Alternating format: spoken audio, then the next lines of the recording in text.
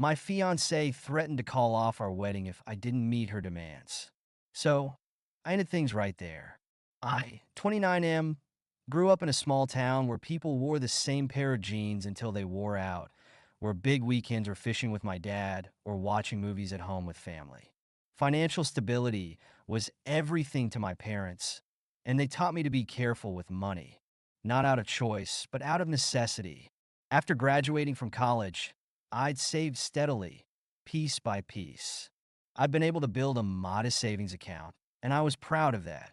I wanted to start life on a strong foundation, avoiding debt wherever possible. So when I met Rachel at a friend's birthday party 4 years ago, I felt like I'd found my opposite but equal. She was vibrant, funny, the kind of person who could light up a room with her energy and charm. She grew up in a well-off family that didn't think twice about treating themselves to nice things. From day one, I knew our backgrounds were different, but I didn't see that as a problem. If anything, I thought it could be a strength. I figured we could meet in the middle, balance each other out. She'd push me to loosen up a bit, and I'd help her stay grounded. Fast forward to our engagement, and I quickly realized that my assumptions were naive. Our wedding planning began with the usual excitement. Spreadsheets, Pinterest boards, discussions about venues and color schemes. We talked about budgeting, but the moment we sat down to actually set numbers, things started spiraling out of control. Rachel made it clear she had a very specific vision in mind, something straight out of a fairy tale. She called it. It started small. She showed me a few venues, all beautiful, but all with hefty price tags. I tried to suggest alternatives, maybe a backyard wedding or a smaller venue with the same aesthetic. She brushed me off, insisting it had to be perfect. When I pushed back, she responded with a pout. "This is my dream wedding. Don't you want it to be magical?" "Of course I do, babe.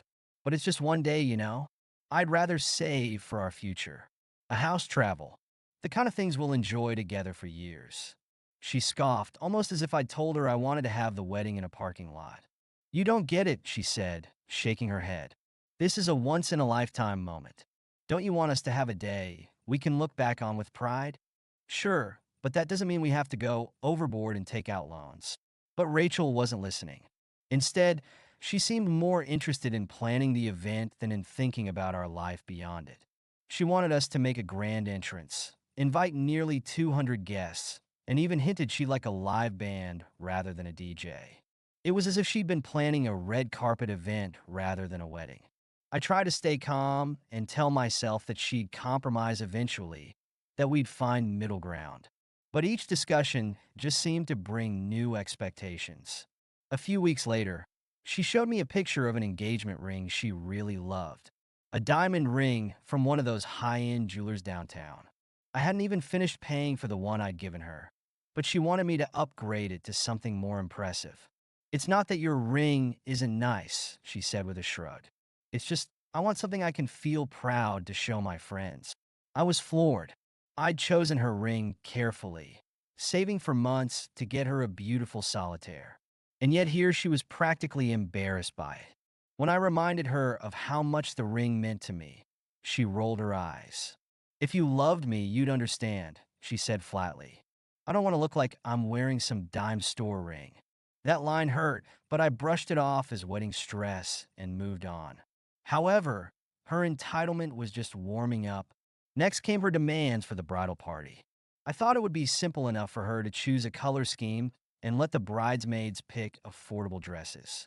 But Rachel wanted designer dresses. Think Vera Wang. Each dress cost around $500, and she was insisting on a uniform look for all her bridesmaids.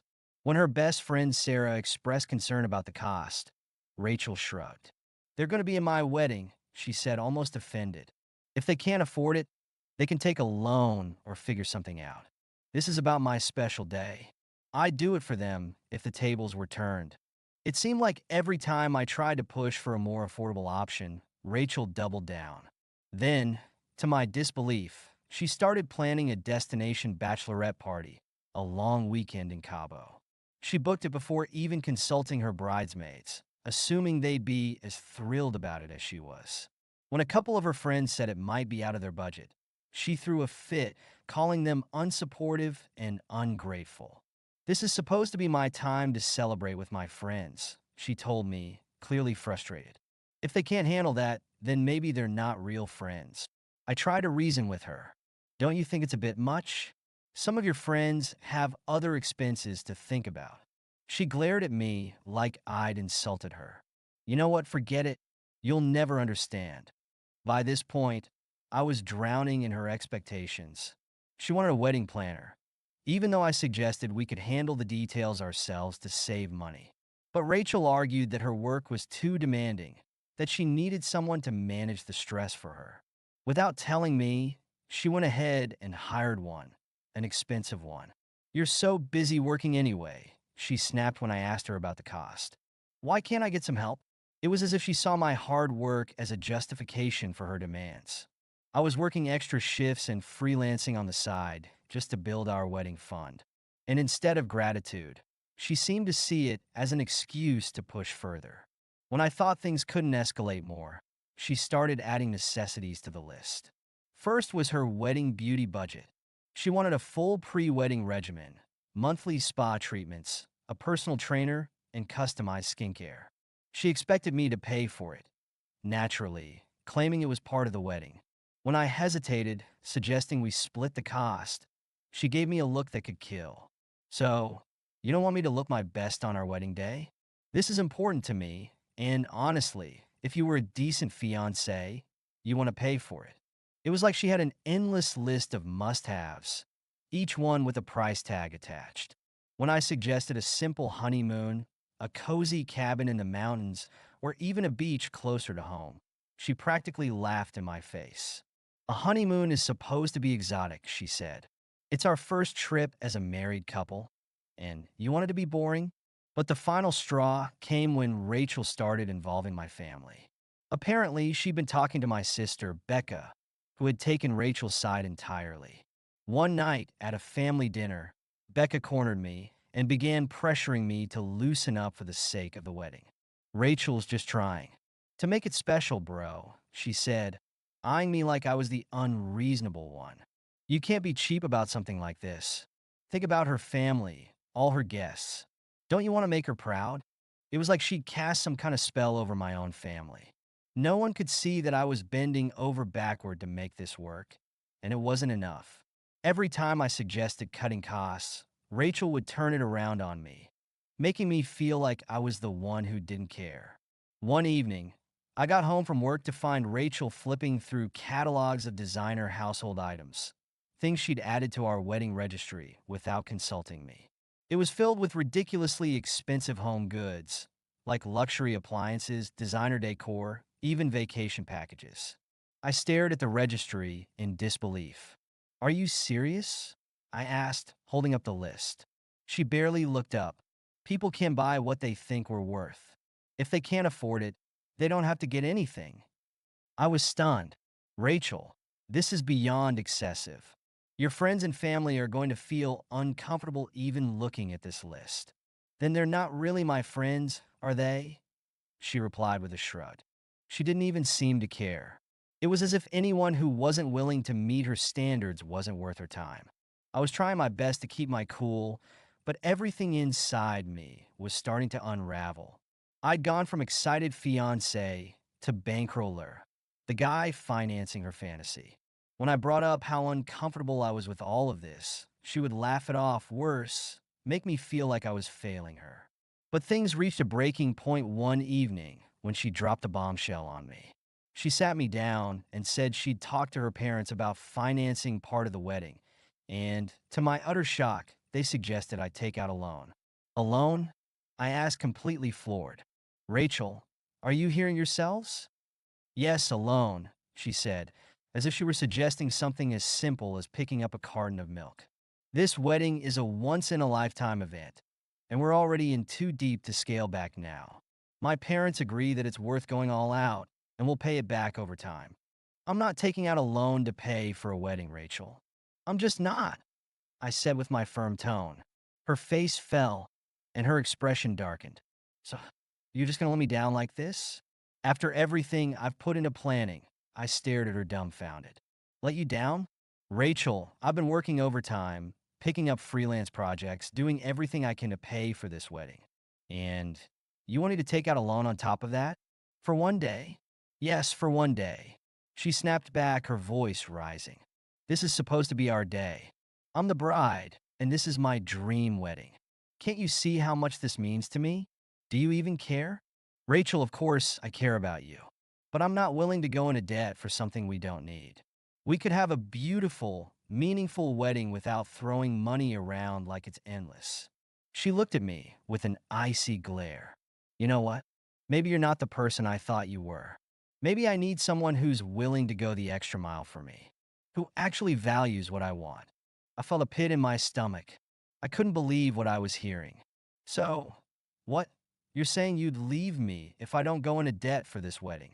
If that's what it takes to make you understand how much this means to me, she said, crossing her arms, then maybe yes.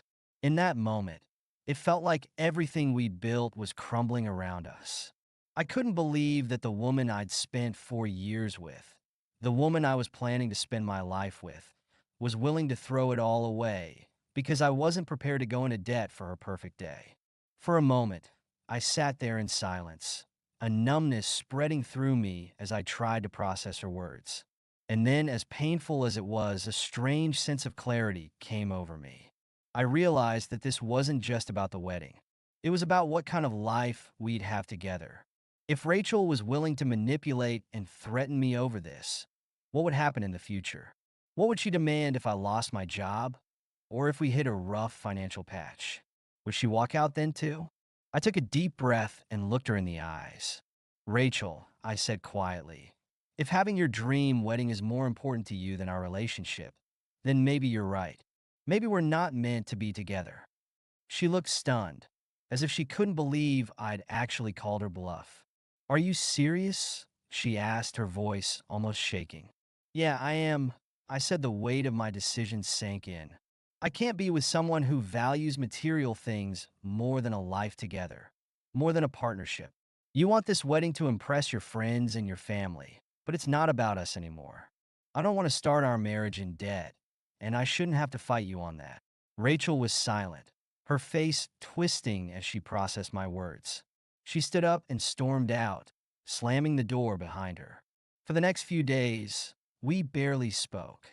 My sister, Becca, even tried calling me, telling me that I was being stubborn and that I should apologize to Rachel. She didn't understand. None of them did. They couldn't see what was really happening. A week passed with no word from Rachel. Then, one evening, I got a message from her saying she was moving out of our apartment. She didn't want to talk. She'd made her decision. In her mind, I was the one who had let her down, and she had no intention of compromising. The breakup felt surreal at first. I kept waiting for her to call, to say she'd had a change of heart, that she'd realized what really mattered. But those calls never came. Instead, I heard through mutual friends that she'd been bad-mouthing me, painting me as some kind of villain who didn't value her. According to her, I was the cheap fiancé who wouldn't invest in his future wife. I was hurt, and part of me was angry. But as the days turned into weeks, I also felt something else, relief. I didn't have to worry about a mountain of debt, about selling my future just to make her happy for one day. And slowly, I realized that I'd dodged a bullet. When I ran into Sarah, one of Rachel's bridesmaids, she confided that most of the bridal party was relieved too. Honestly, she said, none of us could afford what she wanted. She made us feel guilty for not wanting to go into debt, and it was exhausting. You probably saved yourself a lifetime of that. I don't know what the future holds, but I do know one thing. I'm glad I stood my ground. Love shouldn't come with price tags or ultimatums. Love is about support, partnership, and building a life together, not throwing money at superficial things. Looking back, I feel lucky that I was able to see her true priorities before it was too late. And while I'll always have a soft spot for the woman I once thought she was, I know now that the person she became was someone I could never have built a life with. It hurt to lose her, but at least now I still have myself. Thank you so much for listening to my story. If you have any thoughts, I'd love to hear them. So please leave a comment. Don't forget to like and subscribe if you want more stories like this one.